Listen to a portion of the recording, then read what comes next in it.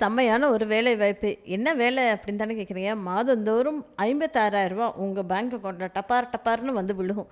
இது மட்டும் தானா அப்படின்னு சொல்லி கேட்டிங்கன்னா, இல்லங்க. டிஏவும் இருக்கு. இன்னும் நெறைய இன்க்ரீஸ் ஆற மாதிரியே ஒரு ஆப்பர்ச்சுனிட்டி தான். கவர்மெண்ட் வேலை காலையில போயிட்டு சாயங்காலம் வந்துரலாம். வழங்குறது யாருன்னு தானே கேட்குறீங்க?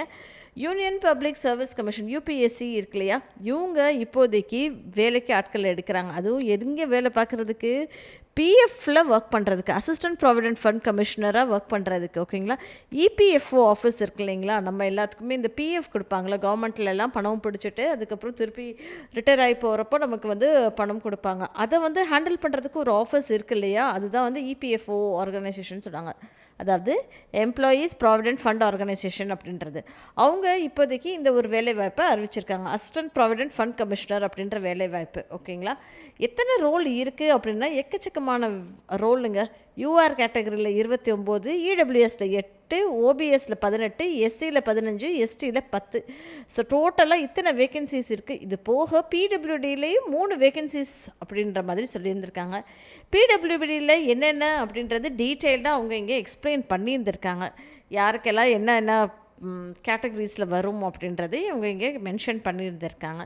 சம்பளம் நான் சொன்ன மாதிரியே ஸ்டார்டிங்கில் உங்களுக்கு 56,000 போக போக போக போக நல்ல பே அப்படின்ற மாதிரி சொல்லியிருந்திருக்காங்க. வயது 35 இருக்கணும் யூஆர் இடபிள்யூஎஸ் கேட்டகரியில் இருந்தீங்கன்னா, 38 இருக்கணும் ஓபிசி கேட்டகரியில் இருந்தீங்கன்னா, 40 இருக்கணும் எஸ்சி எஸ்டி கேட்டகரியில் இருந்தீங்கன்னா அப்படின்ற மாதிரி சொல்லியிருந்திருக்காங்க.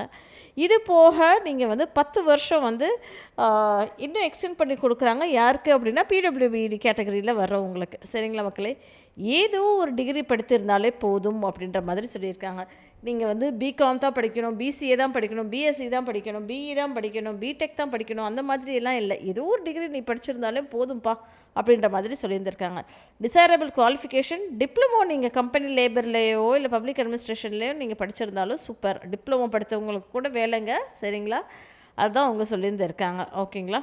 அது போக பெர்மனண்ட் போஸ்டிங்கை சென்ட்ரல் போர்டோடைய குரூப் ஏல நான் மினிஸ்ட்ரல் ரோல்குள்ளே வர வேண்டிய ஒரு வேலை வாய்ப்பு தான் இது.